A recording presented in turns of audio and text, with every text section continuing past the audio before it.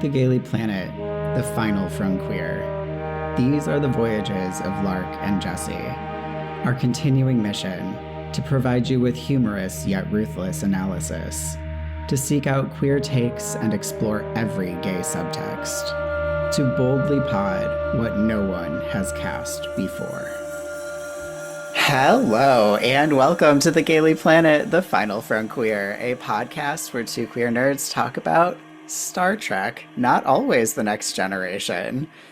I am Lark Malachi Gray. I almost And, forgot. and I am Jesse Blount, and today we have a very special episode. We do. Oh my God. So today we had the incredible honor of sitting down with our favorite Star Trek TikToker, ZilaTreks, to talk about our shared joy and passion for Starfleet Academy, and it was incredible.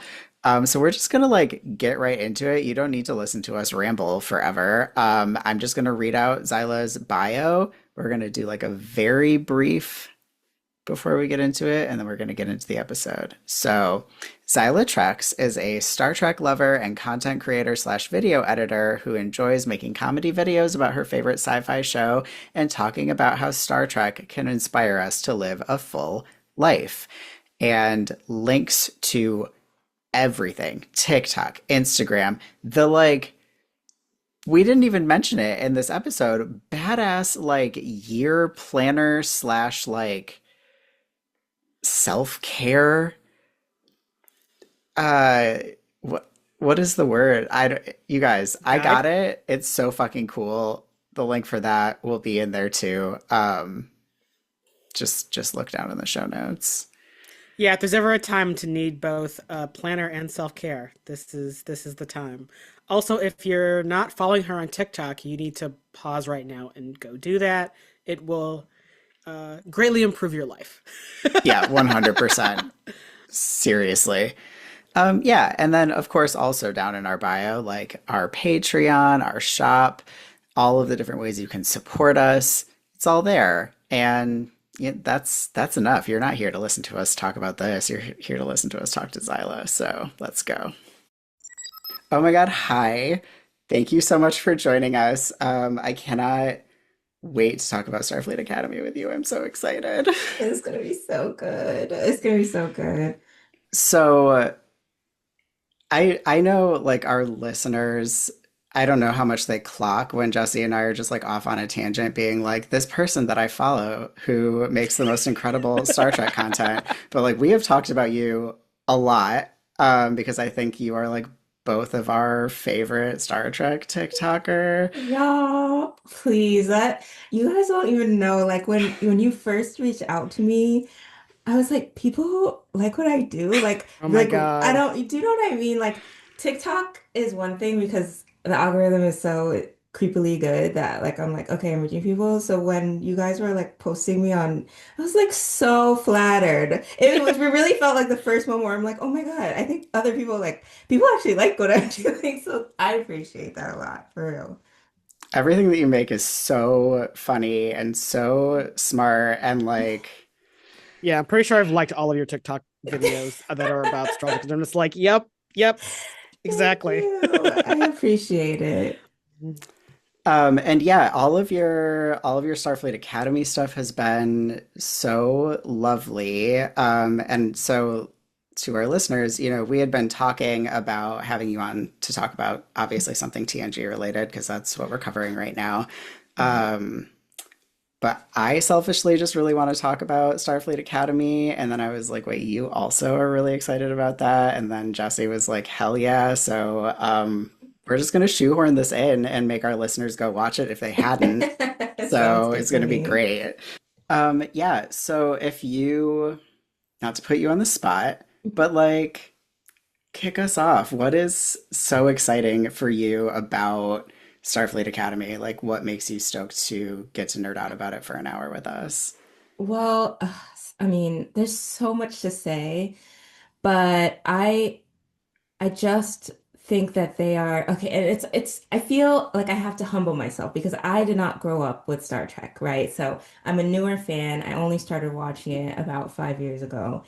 And so and I haven't seen all of it. Like DS9 I started with, and then I watched Voyager. I've seen Lower Decks, but I haven't seen TNG, one of the seminal works, the like almost the seminal work. And then I've only seen a couple of the original series. However, the essence of what I loved so much about DS9, what I love so much about Voyager, I feel like is being replicated in a really dope way in Starfleet Academy.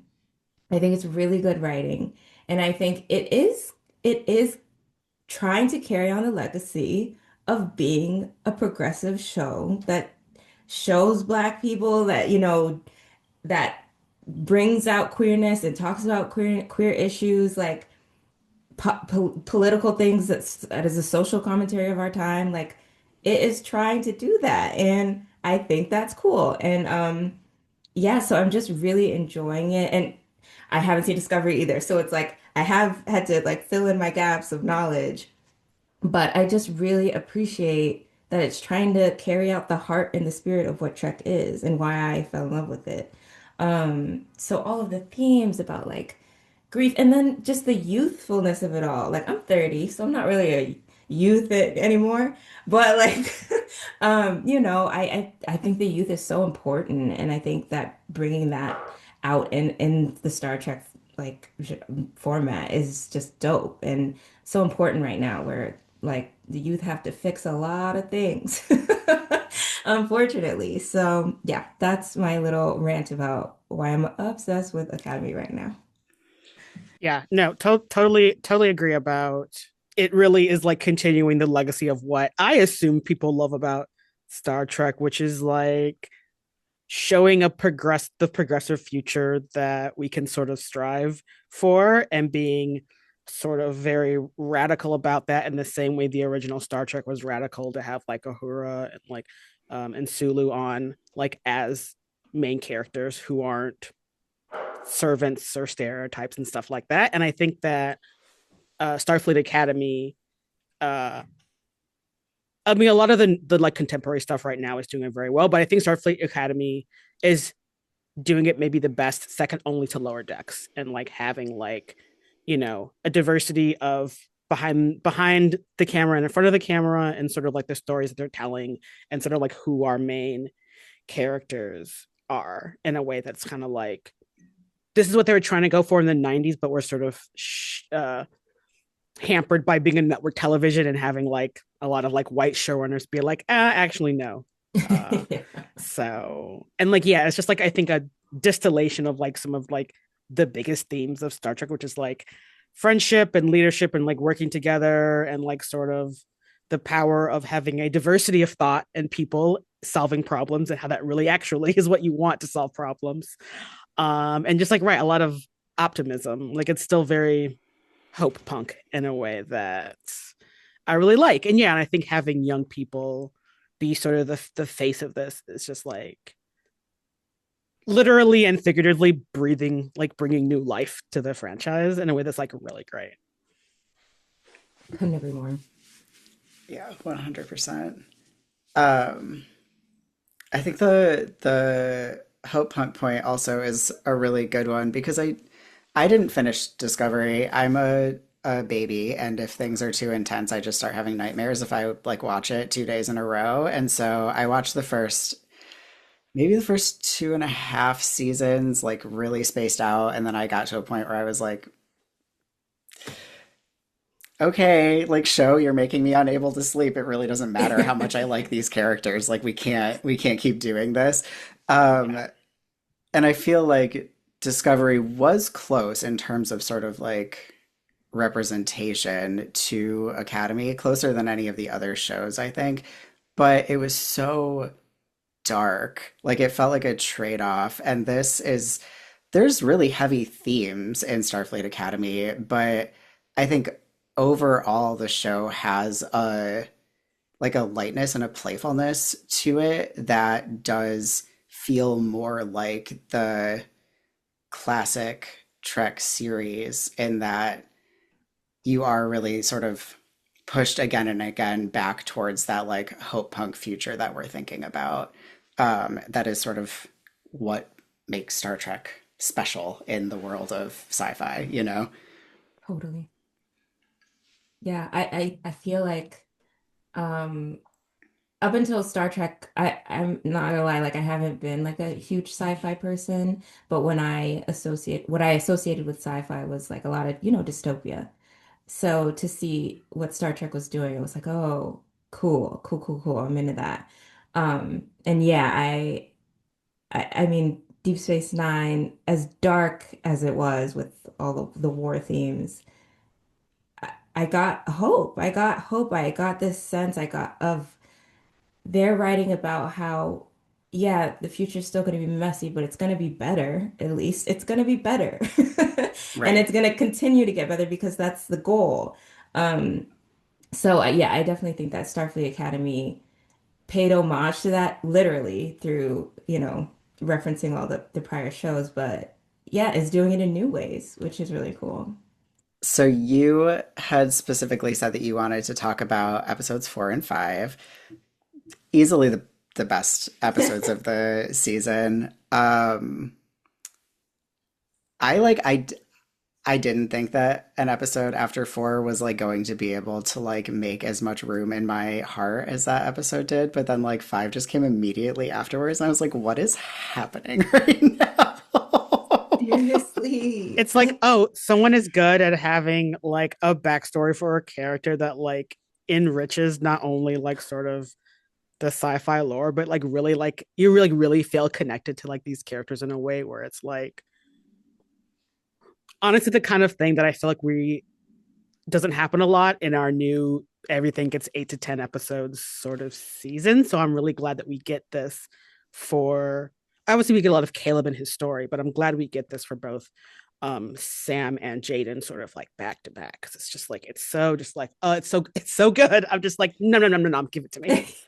There's also, I have to say, this is something that we talked about when we covered our this first season of Our Flag Means Death. This show, like that, gives episodes as long as they need to be to tell the story that they're telling. They're not all the same length, and I think that that is one of the most underutilized part of making media specifically for streaming where you don't have a time slot that it has to fit in. And like, why is everyone not doing this? Because you can tell, you can give, I mean, an hour and 6 minute long episode of television is a movie, like you can give Yeah. us Jaden's entire movie and Sam's entire movie when you're not confining yourself to 45 minutes, which I think is makes it so that they can do more in 10 episodes than like Strange New Worlds can, where they're Mhm. always, every episode is 45 minutes long.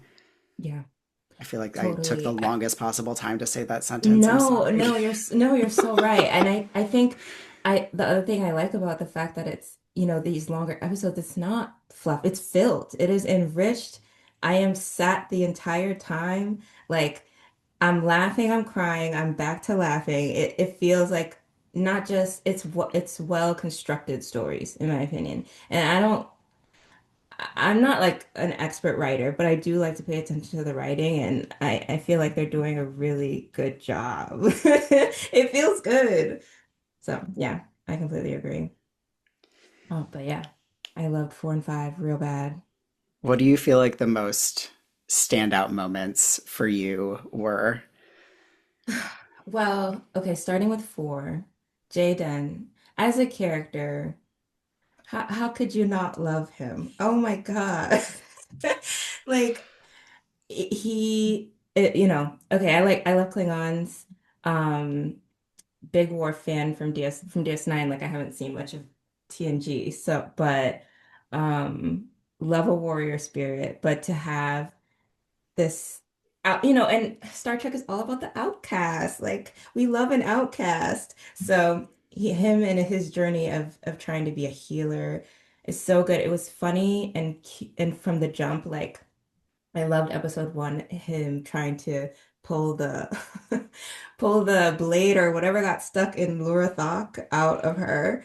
And you could just see that this is going to be a journey of him like coming into his own. Yeah.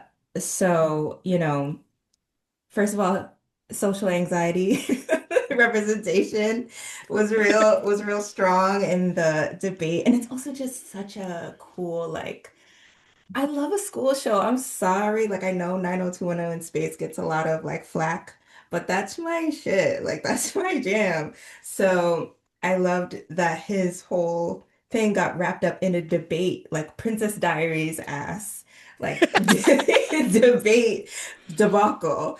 And so yeah, I loved that, seeing that journey and being on that journey, but I also loved the fact that he's a black character and black themes were in that episode. Like, who gets to determine what happens to a group of marginalized people? Is it like the predominant force in society that has all the muscle and all the strength, or is it like the people themselves? Like that, who is exploring that these days? Not, I mean, there are other shows, but to the depth that it did, I thought was really, really cool.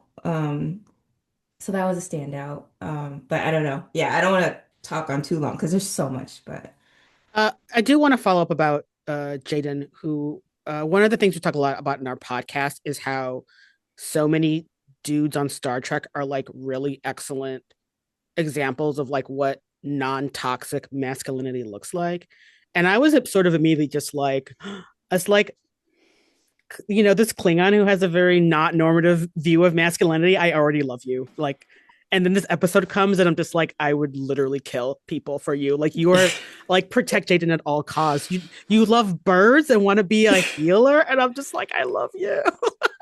that is so good. And it's really great to sort of see the part of his struggle is sort of grappling with it sort of coaches like it's sort of the frame is his like Klingon warrior culture and his sort of tender softness. But it really just plays out as sort of like what kind of masculinity he's trying to develop within, and staying true to his culture, which has a very sort of warrior butch kind of vibe to it. I mean, for the men and the women, let's be real. Like Klingons Period. are real butch. Yeah. Let's be real. But like him like struggling with that, I think is just like it's just so queer in a way where I'm like, I love that we're getting this on a television show geared at young people, where it's like, yeah, you don't have to be a toxic piece of shit if you find yourself drawn to a different path in life,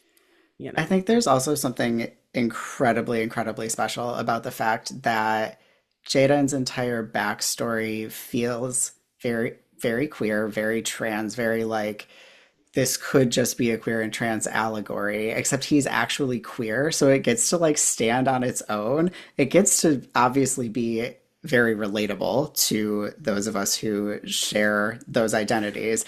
But like having it be the case that like also, yes, he is like gender bending and like, likes to wear skirts and date boys. It's like, it's not, you know, I don't know what I'm trying. I do know what I'm trying to say. I don't know how to say it though. But like it doesn't, the allegory is not just like sort of buried in there. It's like, oh, and also no, he also is just gay too, on top of that.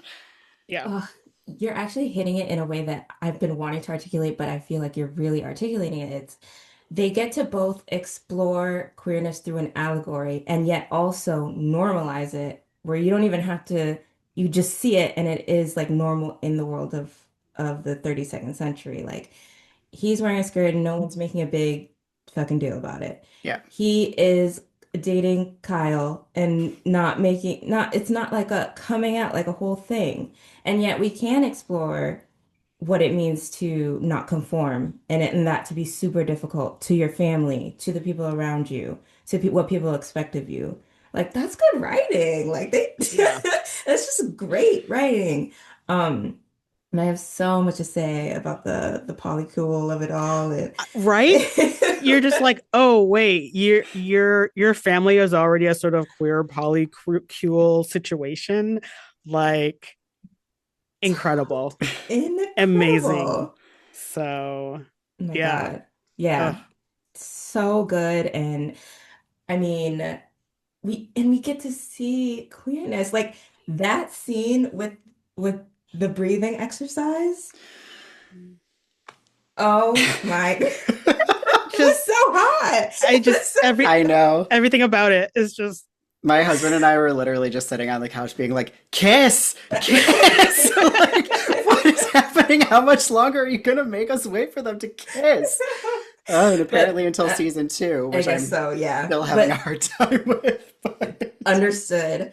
I am a slow burn girly, so I'm living for it. But I do like that, we're getting it's not buried or like teased or like baited or so as the kids say. Um, so I just yeah, there's so many excellent things about it. Um, I think so swaggy in the costume design and the locks, like I the boots, every shoe game, all the shoe game that Jaden has, so fire. Um, and so I love the aesthetics of it. Yeah, I'm trying to think. And then as you were saying, Jesse, like the crewness of it all. It's like how are you the dynamics of him and Caleb. I loved how they explored that. Oh my God. That's the pull between your biological family and your chosen family. Like, what does it mean? And I don't know, have you guys seen the whole Yeah. season yet? yeah, Okay.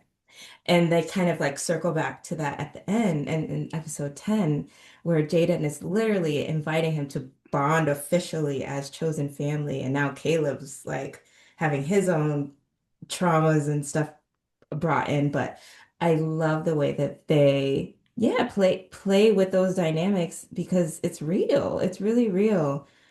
I related to so much of it, and I don't know. Yeah, it's uh, it's so like this show is just so beautiful. Um, I want to make sure that we have enough time to like dig into episode five as much as we want, and then like also have closing thoughts. So I am gonna nudge us into the next one if that's okay. of course. Um, yes, another incredible work of art, honestly. Yes, Sam is incredible, and as someone who grew up being a bit of a Sam, I'm just like everything about this sort of her journey is. I mean, I love everything about her, and I love how it's like her character basically reinvents herself like in the middle of the season, and I'm just like her, her the actor who plays Sam, I'm like, you are crushing this. You are going places. I hope to see you in more sci-fi for the next 50 years. Are you fucking kidding me? So talented. And like the episode, like her episode is just so you really sort of feel the weight of her feelings and the fact that she's like grappling with what does it essentially mean to be a person, you know? Because she's like a Yeah. new person and she's like trying to figure it out. And I'm just like Ugh, in a lesser actor, it would not have, I think, it wouldn't have hit as hard, but like yeah. you're just I feel like you're feeling every second of it in a way that I'm just like, oh my God. Yeah. She ate that up. Like Carice Brooks, I don't know. Yeah, I had never experienced her before, but damn, like giving us comedy, making us cry. Like I it was also, I mean, I'll also just speak like it being a DS9 homage, I was already so freaking excited for it. And they couldn't have done it better. And as you said, I think, yeah, I obviously we're getting better and better at this, but I didn't grow up with that many Black girl characters that had everything that like truly embodied a whole person.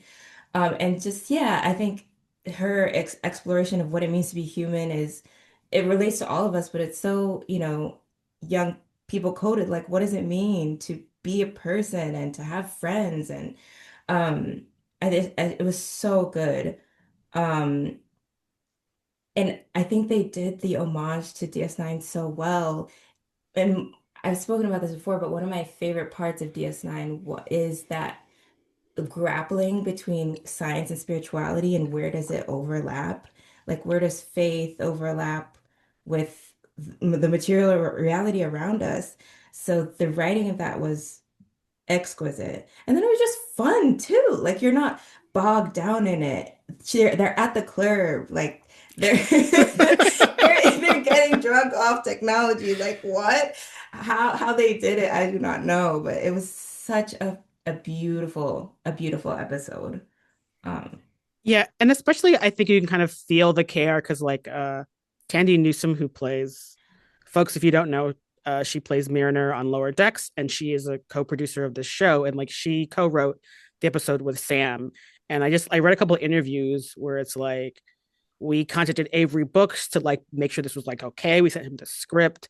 The actor who plays his son in this episode was the same actor who played his son in the 90s. So like there's still this like there's this continuity, and like that guy, even though Avery Brooks is like retired from acting, like that actor who played his son, like they still have a close relationship. And so like Tandy Newsom and this actor Tawny. like Tawny, thank you, come together to really create and put a lot of care and thought into sort of having this homage to Cisco, to Avery Brooks, to DS9 in a way that I just deeply appreciate the sort of love and care that everyone is like, we are Star Trek fans. We are fans of this show, of this character, of this actor, and we really want to have a sort of uh, we really want to make this special and like poignant and like worthy of sort of where Cisco and DS9 like makes us feel as I'm sure black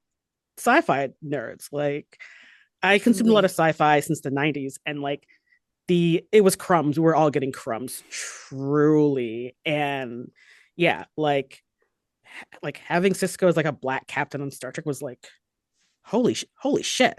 Like what? Yes, and the fact that they even like have the episodes where they're like grappling with like race, with the Bell riots and with the episode with him and this like black sci-fi author, which unfortunately is pretty indicative of being a black sci-fi author until honestly pretty fucking recently. So it's just Super it's like right. it's like everyone is. I just love how everyone is like, oh no, I seriously love this, and we need to do this Yeah. correctly. Period. Super shout out to Tawny. And I got to interview her and I had asked her like why now? And it really she did say like I had to push them like we need to talk about Cisco. You guys, he was one of the most important people in our franchise. So I just yeah, and I think that is indicative of like Black people are gonna we're gonna sci-fi whether the forces that be want us to or not, and we do it well. We really do it well. And the themes that of I thought it was so ancestral in a way. And I'm not like a super woo-woo person, but I don't think that's woo-woo also. I think ancest like they did um Sam's character arc or through this episode like a torch is being passed down in a real way. So it's just so symbolic, so beautifully woven together. It was one of my favorites of all time. One of my favorite Star Trek episodes of all time, for sure. And I think Yeah, it's incredible that they managed to like be so focused on the sort of homage that they were paying while also not in any way having that take away from what we're doing with Sam in that episode. Like, truly a feat of writing to be able to do as much in that amount of time as they managed to pull off with that episode. Like, I have chills just talking about it because it's just like, yeah, I am still like mind blown by that episode. And then having the fucking Dax reveal at the end was like, I was like, my heart can't take anymore. Like, how dare you? With like 30 seconds to go, just add another fucking thing to what I'm trying to hold in my body right now. Literally burst into sobs in a real like there's something else going on their way. Like it burst into sobs. I love Jadzia Dax so much. Iconic queer character. Iconic. Like I also remember when I watched Rejoin, I don't know if Jesse you've gotten to see it yet, but it's the episode where um Dax's former partner who is now a woman but used to be a man. They come back and they share a kiss on screen. Like it was gay as hell. And um I sobbed at that episode so hard I had to take a Benadryl. Like I had to sedate myself because I literally burst into hives. Like I was so it just felt so cathartic and like to see it on screen meant something to me. And so for that character to come back as like Tawny playing, it just felt so aligned with everything in my being. And I really, yeah, I know. it was a Yeah. lot.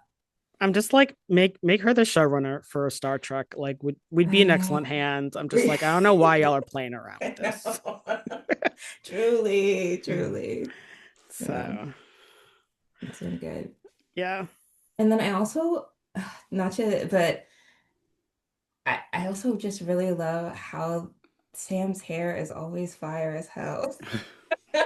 It's like, oh, Swamp with you guys actually have a black hairstylist on payroll to make sure that her hair looks good, which and is that's the very thing. important. And you can often tell in television shows where it's just like you do not have someone who knows how to do black hair on Yes. in the makeup crew because you can tell, and it's just You like, can oof. tell. You can tell. She always looks immaculate. So It's a plus for yeah, sure. and like always just great because obviously Star Trek always has a like we have androids, we have robots, we have holograms, like holographic people. And I really appreciate on this show, it's like Sam decided to look like a black girl, which is a thing where I'm always thinking that people aren't pushing the boundaries with what like robots and androids and how like it's like you don't have a physical human body. You can look however the fuck you want. I don't know if you're a fan of the show The Good Place. Like the character Jen, where it's just like I'm the first character, and like it's just like Yes, yes, it's totally. Maya Rudolph who's incredible. it's I just love Jen so much. it's just it's such chef's kiss to be like just because you're Totally. not a human, the default doesn't have to be a white dude. Totally, totally. And I think that also, oh, sorry, I didn't mean to cut you off. Nope, you're Okay, good. but yeah, I just think it's also like I think the autistic coded or like, as like the outcast or the people who have trouble fitting in, it's like Data, the doctor, 7 of 9, but I have that problem too. Like black people have that problem too. And it's nice to see a black girl struggle in that way, in a way, but also she gets embraced by her friends. She's actually totally fucking cool. She looks fire. But yeah, internally, she's struggling to fit in. She's like, why are people doing this? It makes no sense. Like, it's really cool to see that type of character on screen.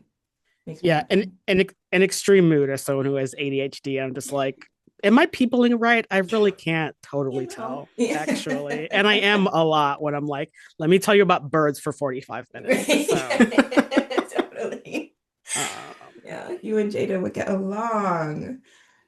truly, when he's like, I don't want to kill this hawk, I'm like, of course, fucking not. That's cool as a hawk. Why would I kill it? That hawk is trying to provide for their family. Like, You don't know? you want to just look at how beautiful? Yeah. Oh, so good.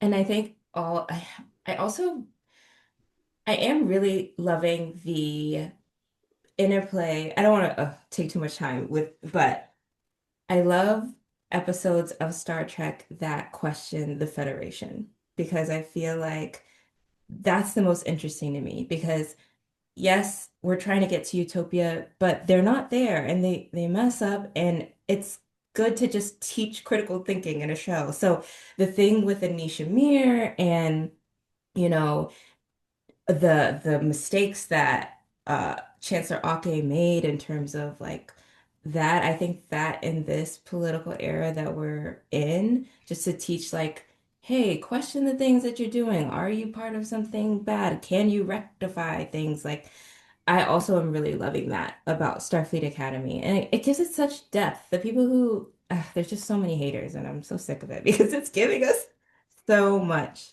So, yeah. Yeah. One of the things that me and Lark have been talking a lot about is how ridiculous it is that that the Federation is this sort of hopeful utopia, but they still have prisons, which is like, I'm sorry, what? And this show does an excellent job of being like, actually, prisons are bad. If you put people in prison, you're often creating your own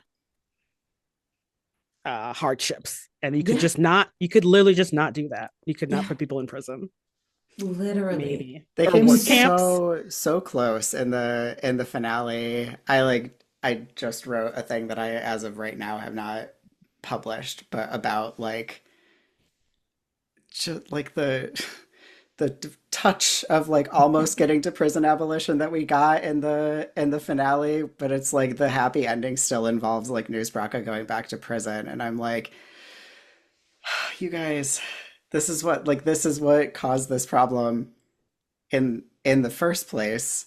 Actually, I Yeah. my dream for the future of this show is for them to get to a point where they're like, you know what? Utopia actually does not involve locking people up.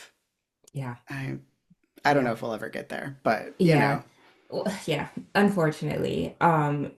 And yes, but I think at least it's tough because I take different things away from it than other people. But what I take away from it, as I did when they were exploring the themes of like the Maquis and stuff, it's like the Federation isn't always right, like we have to be critical about that. And so it is like a Yeah. maybe I'm grasping at things that I just want to see, but No, no, I think, I yeah. sorry. I mean, I I think have you're so much right. to say about the Maquis. I'm like, I have to go ahead, Yeah. Jesse. Oh, I was just gonna say, I also love when we get the sort of l- looking at the Federation from the eyes of people who are justifiable criticism of like what the work that they're doing, which I'm like, again, you would, and like not everyone would want to join the Federation, and like there are times you're just like from the other side of it. You're kind of like, okay, but you did this and then left. And I'm sure I understand people would be like, maybe the Federation kind of sucks, you know? Yeah.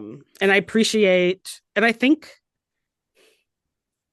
and I know you want to get into the Maquis because I feel like that the way that was handled is sort of uneven. I feel like, but Lark, please, No, please, I mean, please. but that's not really what we're here to talk about. I will just say, And like the I know, yeah. Michael Eddington plot line of DS9 is the closest I have ever gotten to breaking up with Star Trek. Like I I get actually you. took like a I month get off you. of watching DS9 after the conclusion of that plot line because I was like, I don't know if I actually share the politics of this show. Like I don't know what's That's happening fair. right Yeah. now. Cisco is a war criminal. We can be Yeah, honest about it, but like yeah, it's extremely is. I have to skip that episode on yeah. my rewatches because I'm like my entire feeling about Cisco and also just like the franchise as a whole just like nosedives.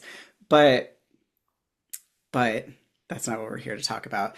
Um, so I'm going to loop rein us back in. I'm like, I Fair don't enough. even I brought know. us somewhere so No, so yeah, but I it is because the two-parter, the finale, really is about that in a lot of ways, though. And I think that the way that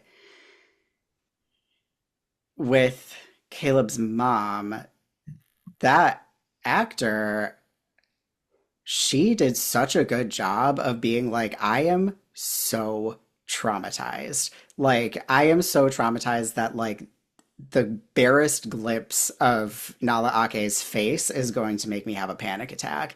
And I think that that is a really important, at least first step into inviting people into being like, maybe, maybe this isn't how we should be approaching the solution to like criminality, right?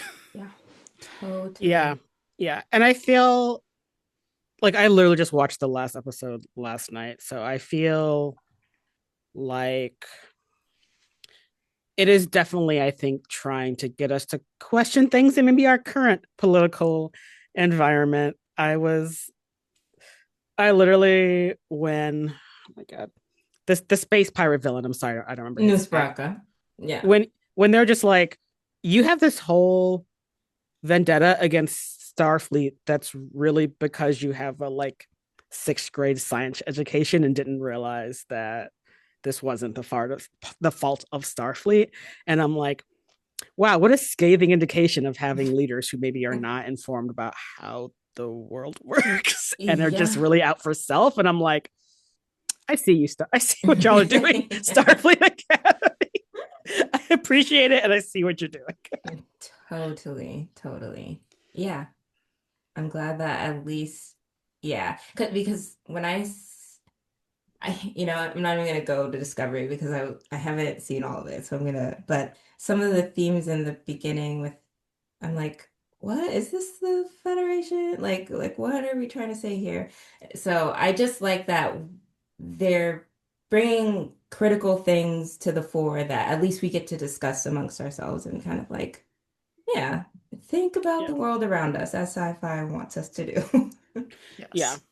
yeah, and having that interaction with Caleb's mom and Aki, where they're sort of having to face obviously Caleb's mom the most traumatized, the most just like I'm going to dance in your grave because of the ruin you've made Yeah. of my son's life, and just having to sort of face the consequences of your own actions is such. It was like such an.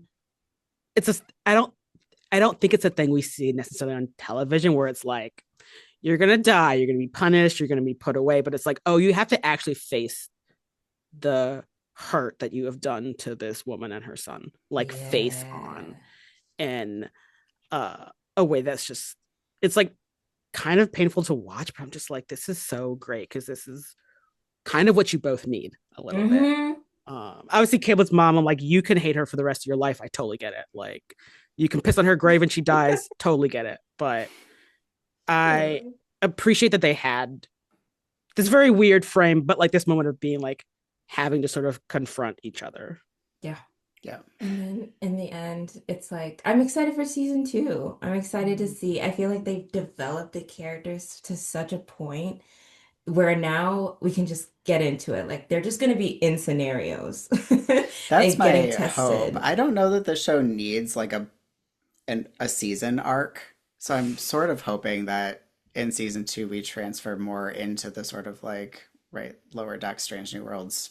Yeah, just more episodic thing because then we can just have more hijinks and fun and Really. still talk about serious stuff. But Yeah, Right. Caleb can work on healing his trauma since his mom is there, which I'm like, I was really just like, she's gonna die. She's Me gonna double too. trust them, and I'm like, oh, you guys get to hang out together afterwards. I'm so happy for you both. I'm like, yeah, they get to go to Yes. Earth over summer break. I'm like, oh my god. I know. That made me really happy too. That did really make me feel like this is Trek. Like there is hope. It's not just all. I thought they were gonna trauma porn it, I'm not gonna lie, but I'm glad they didn't.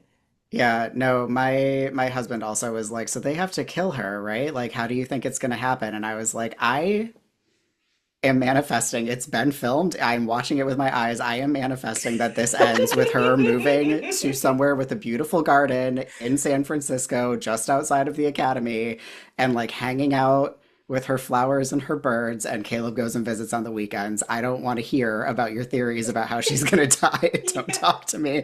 And then we were both so happy that, like, more or less, that is what happened. Like, she gets to just be, which is yeah, I mean, makes sense. Like, is probably something we would have gotten maybe in like TNG, but not in like any of the more recent ones, including Strange New Worlds, which is frequently a very silly show. Like every other episode is a very silly show, but the heavy episodes, you don't get to have like a kind ending Yeah. ever. So, No. Yeah, I was also very pleased that she gets to live and they get to figure out their relationship with from here, which could be a like really good plot point into season two is sort of just like them knowing each other and trying to like we kind of saw that Caleb's adjustment into not a sort of hard scrabbled life on the margins like him being in Starfleet, he had a really steep learning curve and adjustment for that, and I think his yeah. So, okay, we have like 10 minutes left. I I think the only thing on the list that like Jesse and I made beforehand that we haven't actually there's two things that we haven't totally dug into. I feel like one of the things that I love the most about Star Trek broadly is that it is a very silly show. Like it's often just so silly, and I feel like the the thing where Darum just for no reason vomits glitter is like the biggest, just like we know, we remember that this is a silly show that we're making and we are going to give that to you. And Yes. I am delighted. 100%. I personally, one of my favorite episodes of the season was the Calica, the space laser tag episode. I was like, this is the track that I love. Like, they're just doing like stupid, like it's a transporter gun. Like, that's so funny. And I think like the the plant, the talking plant of it all. Like I love the hijinks. I'm here for it. Yeah, obsessed with the balance of all the dark stuff with we are kids.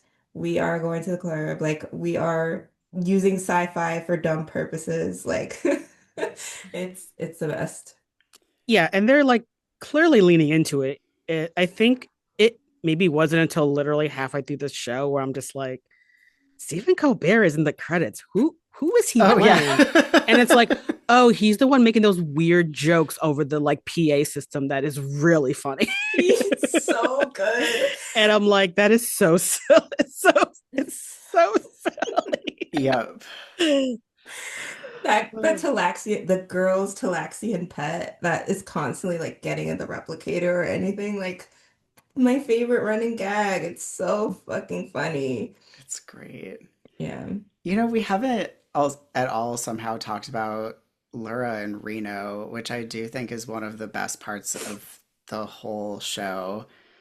Um, because, you know, for all the haters being like, oh no, the show called Teens in Space is about teens in space. Like, there are also a lot of adults in this show who have full lives and like character development and are incredible, incredible characters.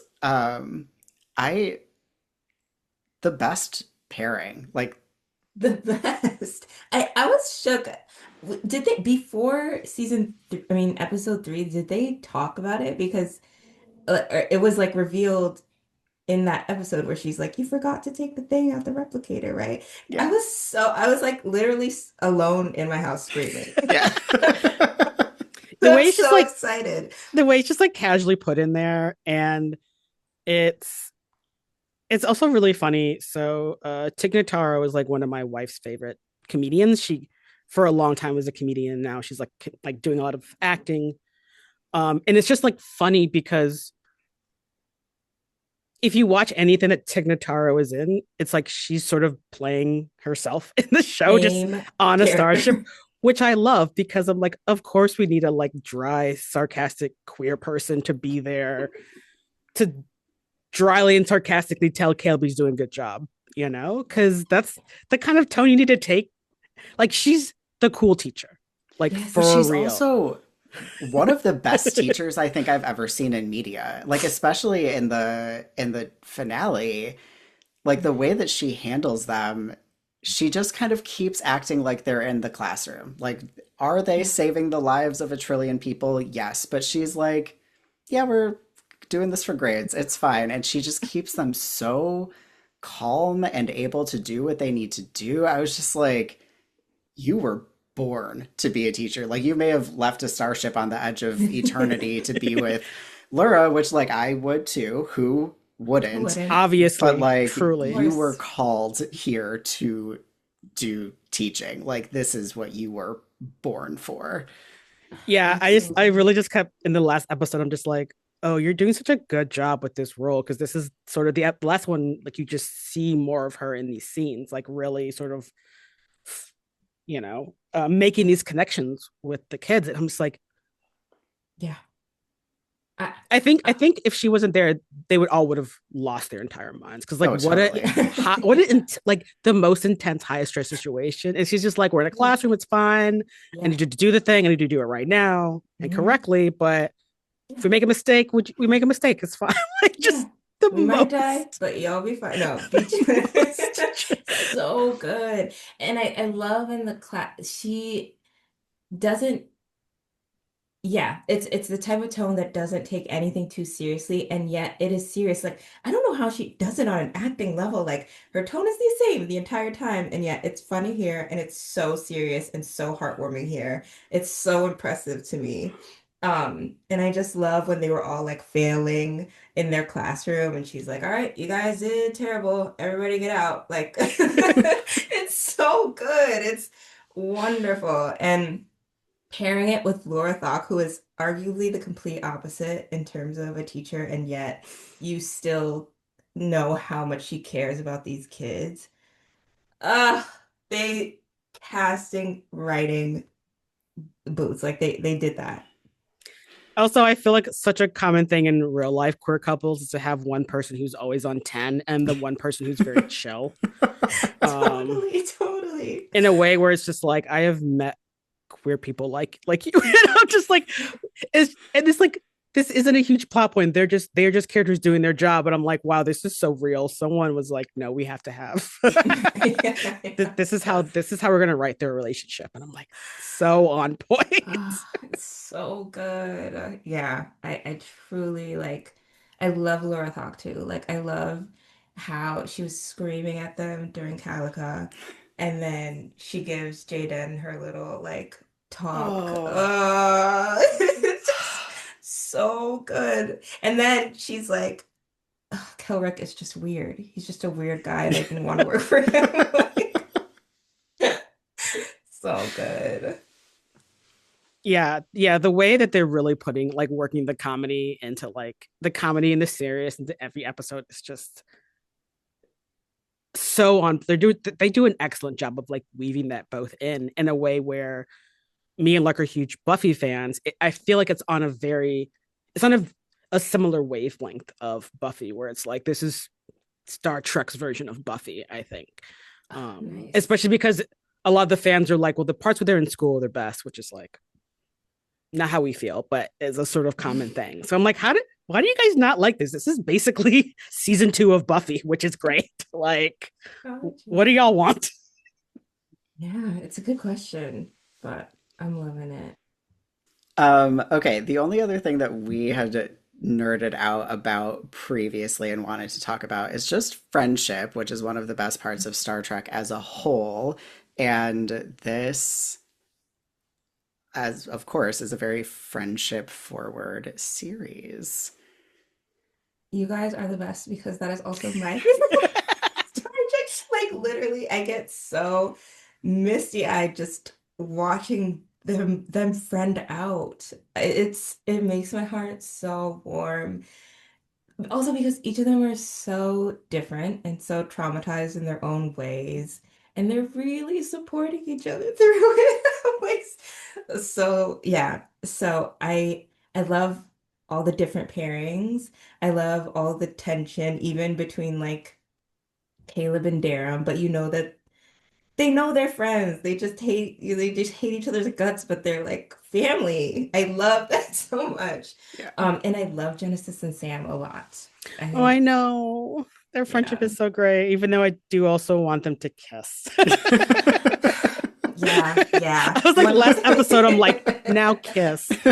Um, but Yes. yeah, and I feel like their struggles feel really realistic when you're young and you have us like you got like you're living and working together, like you're essentially like you're in college, where you're Yeah. kind of like, yeah, these sort of intense relationships of proximity really are really kind of intense, and they're like fighting and like coming together and like, but I think one of my favorite episodes actually is the like laser tag one where Genesis and what's his Darum.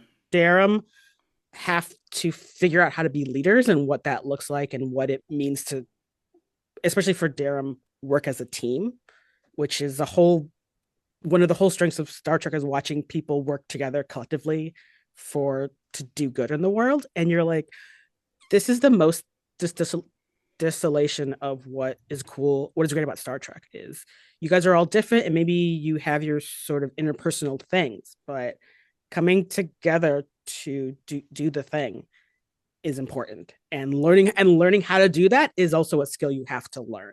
And you're learning it. And I'm just like, you guys are learning it. It's so great.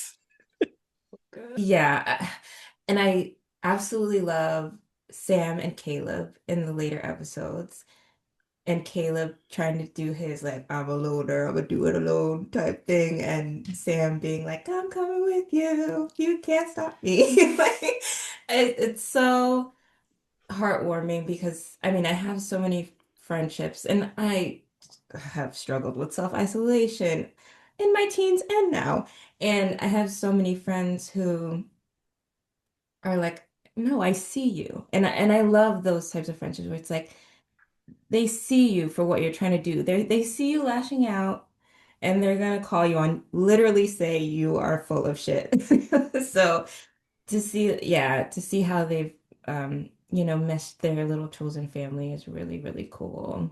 Just it's a Yeah. crew. It's a crew focused show. Yeah. I also feel like everyone has clocked Caleb just so blatantly lashing out whatever he's like, I have a hurt feeling I don't want to talk about, so I'm going to say a mean thing to you. And everyone's like, okay, yes, you do this 3 times a week. Like, Yeah. we get it. It actually isn't working because we've all seen you do this when you're hangry. Come on, bro. So true. Yeah. So true. Yeah. Yeah. I feel like Caleb's gonna get older and be like Picard, where it's just like I was such a hot-headed dingus as a young person, and then I got stabbed in the heart, and I like was really like maybe we should chill out. Yeah. So, Yeah.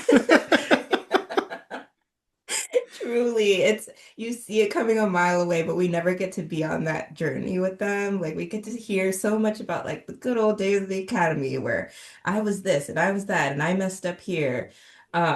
So really fun to be able to see how unhinged these kids are.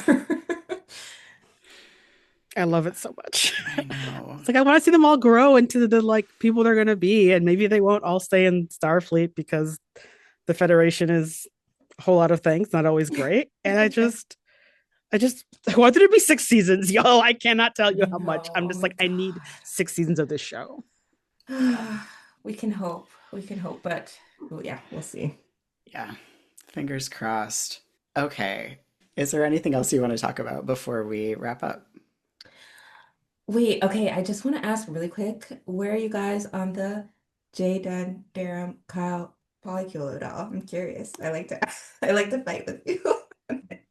I am so strongly Team Darum. I don't know what Kyle is doing on my screen. I don't know. He, like, his entire personality is has a crush on Jaden, which is like not an It's true. interesting personality to have. I mean, I also have a crush on Jaden, but like I have other stuff going on, you know?